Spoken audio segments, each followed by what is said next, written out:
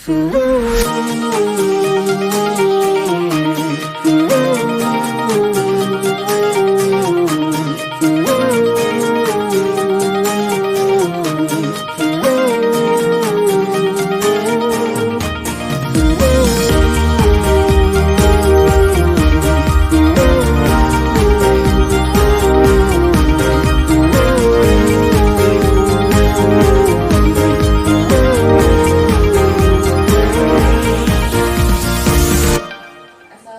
warahmatullahi wabarakatuh. Bersama saya Cincin Bertasari, calon guru penggerak angkatan 9 dari SMP Negeri 1 Belambangan Empu. Saat ini saya bersama Ibu Kepala Sekolah SMP Negeri 1 Belambangan Empu, Ibu Mahera Sarjana Pendidikan. Assalamualaikum Ibu. Waalaikumsalam warahmatullahi wabarakatuh. Selamat pagi Ibu. Apa kabarnya Bu hari ini? Alhamdulillah sehat. Sehat. Semoga kita selalu diberi kesehatan dan kelancaran dari setiap aktivitas kita ya Bu ya. Amin ya rabbal alamin. Sebelumnya saya ingin berterima kasih kepada Ibu sudah meluangkan waktu untuk diwawancarai terkait dengan tugas saya, yaitu tugas demonstrasi konseptual pada modul 3.1, yaitu tentang pengambilan keputusan berbasis nilai-nilai kebajikan sebagai pemimpin ya Bu. Saya ingin belajar banyak tentang Ibu, bagaimana cara mengambil keputusan yang memiliki nilai-nilai kebajikan ya. Khususnya Ibu yang sudah menjadi pemimpin tentu memiliki pengalaman real yang luar biasa. Nah, yang ingin saya tahu, pernahkah Ibu menghadapi dua keadaan yang sama baik tapi bertentangan? Ya, tentunya pernah ya menghadapi dua hal yang sama-sama baik, tetapi keduanya saling bertentangan. Tapi belum sering sih, karena memang masa kepemimpinan saya ini masih baru setengah tahun. Tapi pernah menemui hal yang seperti itu. Ya, ketika menemui hal yang seperti itu dibutuhkan konsultasi dan kolaborasi dengan rekan-rekan sejawat yang ada di sekolah. Oke, tentu banyak sekali ya Bu yang sudah Ibu hadapi, kasus-kasus yang sudah Ibu hadapi saat ini, dan pentingnya kolaborasi dengan rekan-rekan sejawat. Nah, karena banyaknya kasus-kasus yang sudah Ibu hadapi ini, bagaimana sih Ibu membedakan mana yang kasus dilema etika dan mana yang kasus hubungan moral? Kalau dilema etika itu ya, kita dihadapkan kepada dua hal yang bertentangan, tapi sama-sama baik. Jadi keduanya itu sama-sama baik dan tetapi saling bertentangan. Tetapi kalau rujukan moral itu kita dihadapkan di mana kita harus mengambil atau kita diarahkan kepada keputusan yang benar atau pada keputusan. Jadi selama Ibu menjadi pimpinan, pernahkah Ibu dihadapkan dengan kasus dilema etika ini Bu? Oh iya, tentu pernah ya. Jadi kasus seperti itu pernah terjadi. Ada seorang siswa kita yang mendapatkan pelecehan seksual dari ayah tirinya sampai si siswa ini hamil. Berarti di saat itu kita harus mengambil satu keputusan, apakah siswa ini tetap lanjut sekolah atau dikeluarkan dari sekolah. Kalau kita ambil dia lanjut sekolah, maka siswa ini tentu akan mendapatkan tekanan mental. Berarti kan mungkin dia akan mendapatkan bully dari kawan-kawan gitu, atau bahkan dari guru-guru. Tapi kalau misalkan kita keluarkan atau kita berhentikan, maka dia akan kehilangan haknya untuk mendapatkan pendidikan yang layak, untuk mengejar cita-cita. Jadi di situ kita dihadapkan dengan suatu dilema, bagaimana harus mengambil keputusan. Jadi di sisi lain kita memikirkan anak, tapi di sisi lain kita memikirkan beban mental yang akan dihadapi anak tersebut ketika dia tetap sekolah. Jadi bagaimana Bu Ibu menjalankan keputusan-keputusan di sekolah yang ibu pimpin, terutama pada kasus yang sama-sama benar dan sama-sama memiliki nilai kebajikan? Tentunya dalam hal ini kita tidak bisa sembarang memutuskan atau mengambil keputusan. Tentunya dalam mengambil keputusan kita perlu bermusyawarah dengan rekan-rekan guru gitu agar mendapatkan pertimbangan yang tepat ya, sehingga kita bisa mengambil suatu keputusan yang tepat. Oh begitu ya Bu ya, dengan adanya musyawarah untuk mendapatkan keputusan yang tepat. Jadi hal apa saja ini Bu yang efektif yang menurut Ibu dalam untuk mengambil keputusan dalam kasus dilema etika ini? Diperlukan untuk mengambil keputusan dalam dilema etika ini diperlukan komunikasi yang baik tentunya dengan para wakil kepala sekolah dan dengan guru-guru gitu, bahkan dengan seluruh tenaga pendidikan. Jadi pentingnya komunikasi yang baik untuk mendapatkan suatu keputusan yang tepat tadi ya. Jadi selama Ibu membuat keputusan, tantangan apa yang sudah Ibu hadapi?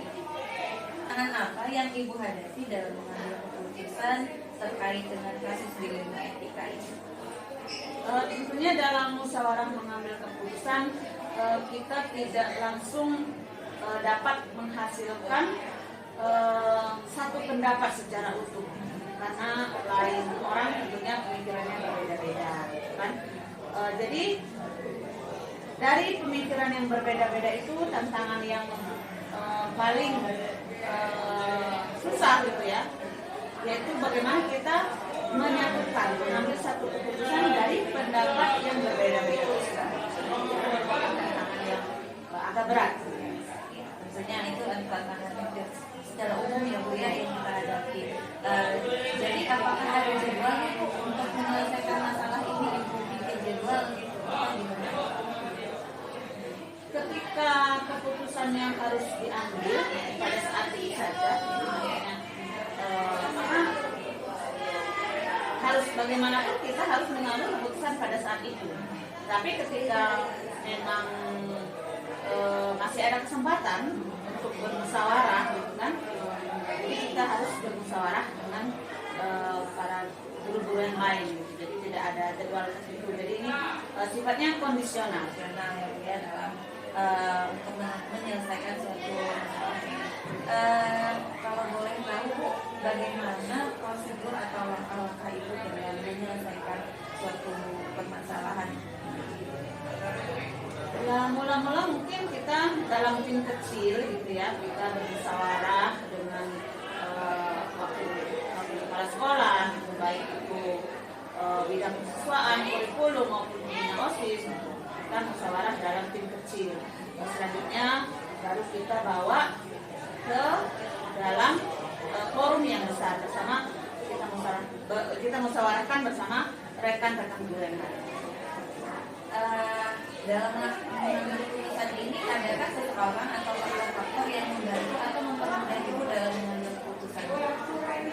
Faktor-faktor yang membantu saya dalam mengambil keputusan tentunya tidak lepas dari rekan-rekan saya, baik itu wakil atau guru-guru yang lainnya.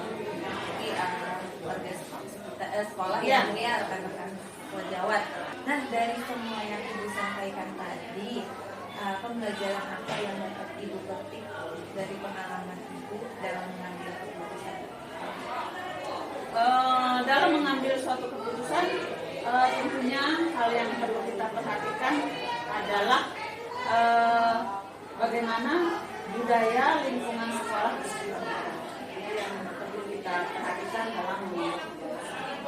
Dilihat dari kasus Ibu tadi itu terkait dengan anak yang tidak sekolah, kemudian dikarenakan sedang hamil karena pelecehan dari ayah tirinya, ini merupakan masuk ke dalam paradigma dilema etika keadilan versus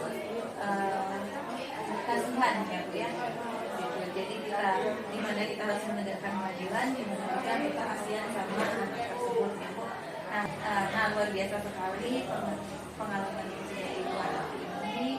Eh, Walaupun saya belum bisa menjadi pemimpin yang besar, tapi ini sudah menjadi gambaran saya ketika nanti saya menjadi pemimpin, hal-hal apa saja yang saya hadapi. Ya,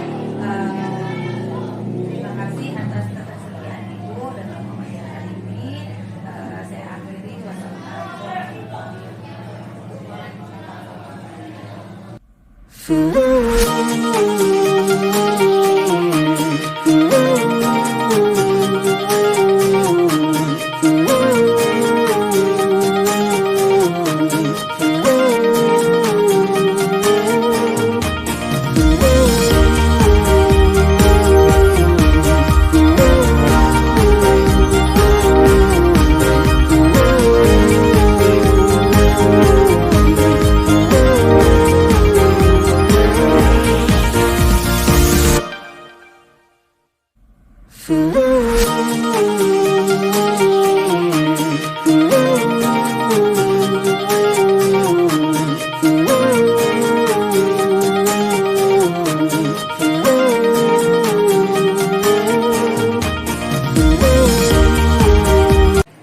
Assalamualaikum, Bu. Waalaikumsalam. Selamat siang, Ibu. Selamat siang.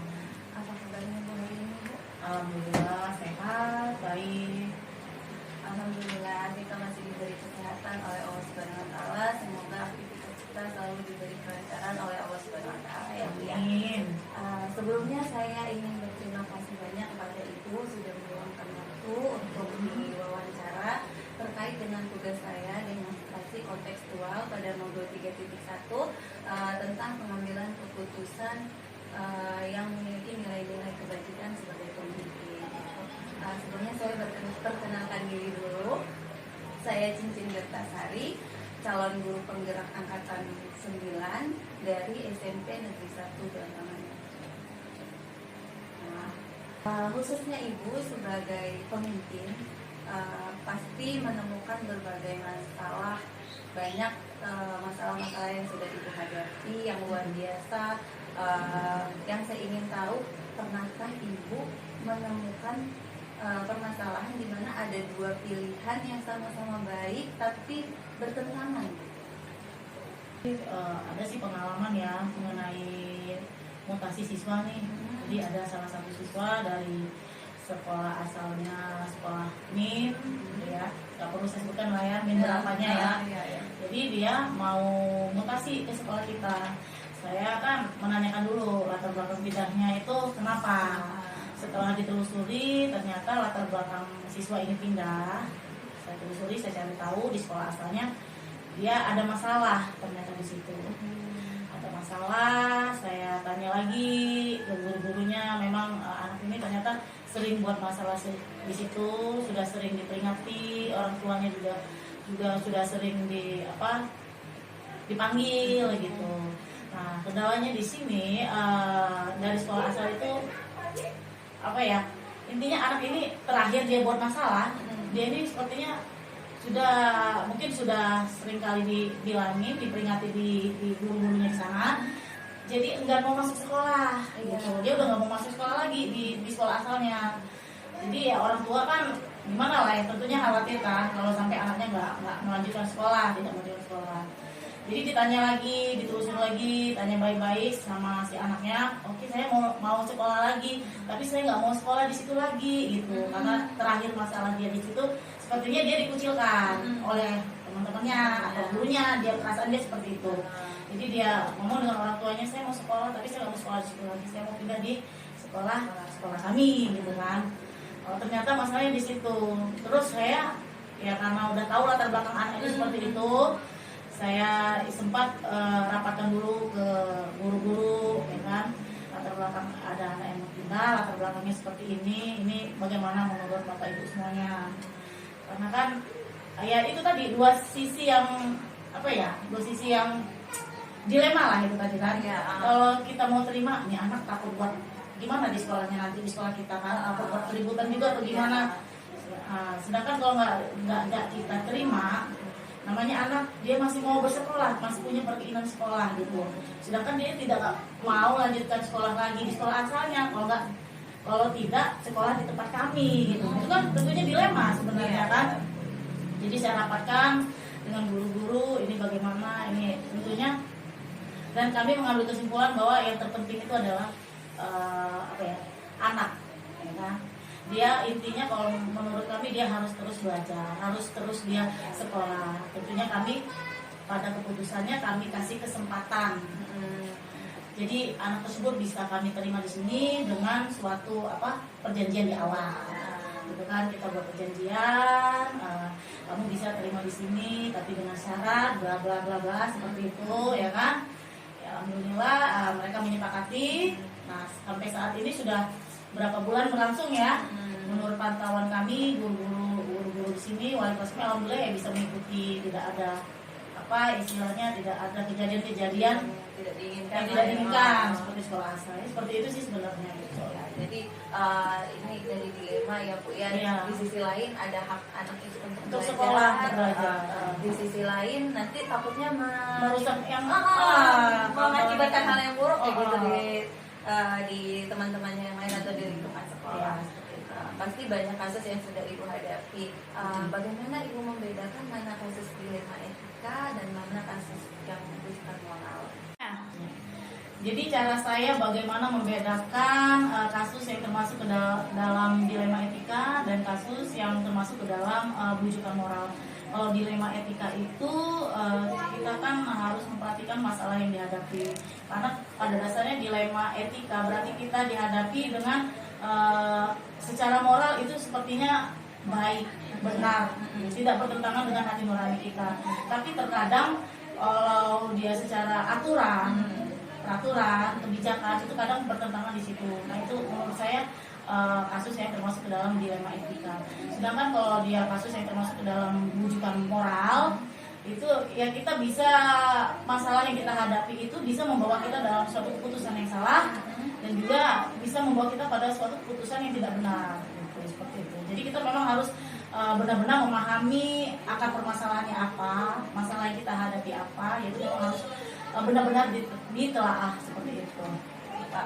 Jadi bisa dilihat dari contoh kasus yang Ibu jelaskan tadi itu, antara anak yang pindah itu diterima dia bisa mendapatkan haknya belajar, tidak diterima juga dia bisa kalau dia diterima dia bisa menjadi berakibat buruk lah mungkin ke sekolah atau ke dampaknya. Karena sudah kita cari latar belakangnya dia mutasi itu kenapa.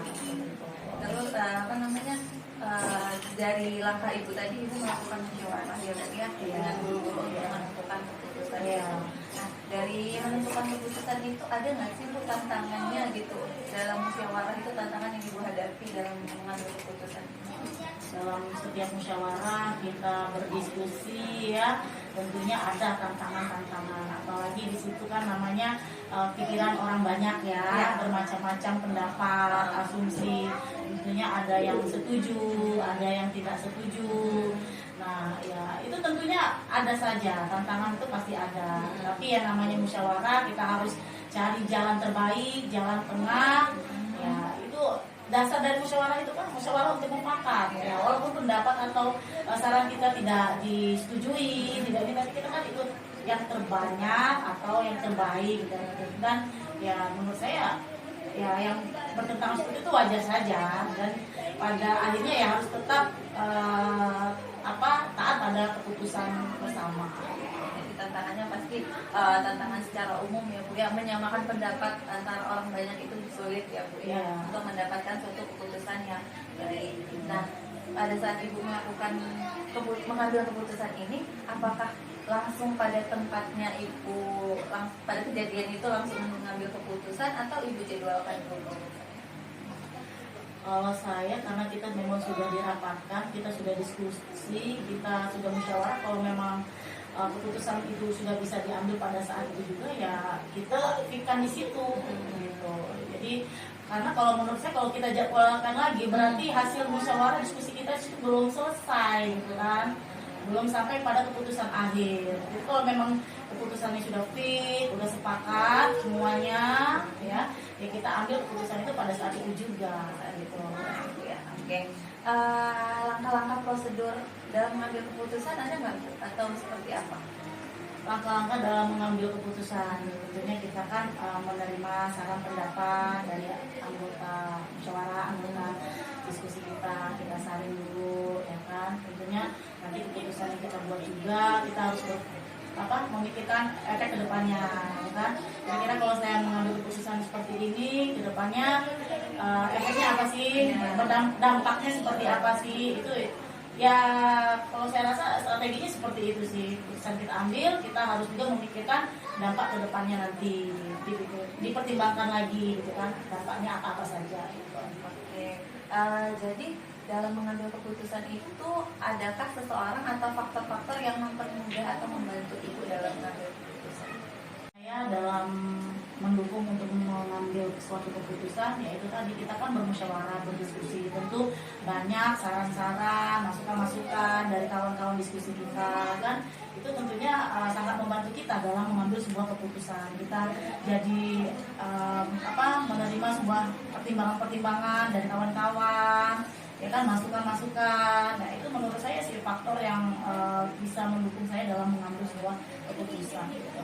Nah, dari pengalaman Ibu tadi yang sudah Ibu sampaikan tadi, adakah pelajaran yang dapat Ibu petik dari pengambilan keputusan kasus dilema etika tadi? Khususnya pada kasus tadi yang saya jelaskan di awal ya, pengalaman yang bisa saya petik atau pelajaran yang bisa saya petik. Jadi pelajaran yang bisa saya petik dari pengalaman saya menerima siswa mutasi tadi ya, masalah siswa mutasi tadi itu tentu aja ada pelajaran yang bisa kita ambil. Yang pertama, kita itu dalam mengambil sebuah keputusan atau menghadapi suatu masalah, tentunya kita harus mempertimbangkan tidak hanya kita memang benar harus menurut pada sebuah aturan-aturan, tapi kita juga harus mempertimbangkan, menurut saya harus mempertimbangkan etika moral tadi.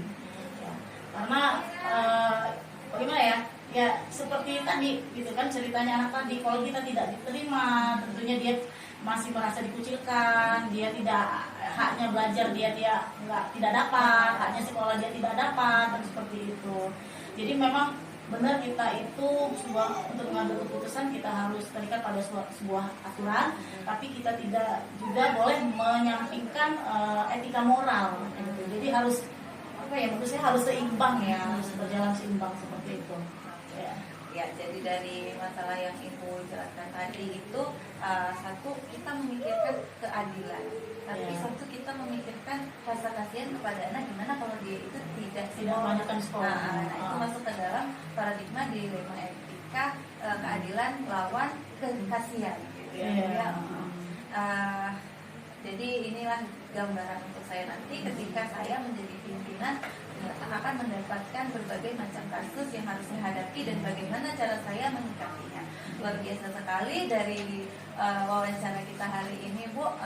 Saya mendapatkan banyak pelajaran. Ternyata dalam mengambil keputusan itu kita harus benar-benar bermusyawarah. Tidak bisa kita ambil sendiri keputusan itu, karena kita juga harus mendengarkan juga apresiasi rekan-rekan kita. Ya, benar sekali. Jadi terima kasih banyak Ibu, sangat menginspirasi hasil dari wawancara kita hari ini, dan semoga jadi pelajaran saya ke depan. Walaupun saya belum bisa memimpin dalam ranah besar, jadi gambaran saya nanti ketika saya menjadi pimpinan dan bagaimana cara saya menyikapi suatu masalah ketika saya menghadapi beberapa masalah yang contohnya seperti dilema etika ataupun tuntutan moral. Terima kasih Ibu atas waktunya. Terima kasih juga kepada pihak yang terkait. Saya akhiri, wabillahi taufiq wal hidayah. Wassalamualaikum warahmatullahi wabarakatuh. Waalaikumsalam warahmatullahi wabarakatuh.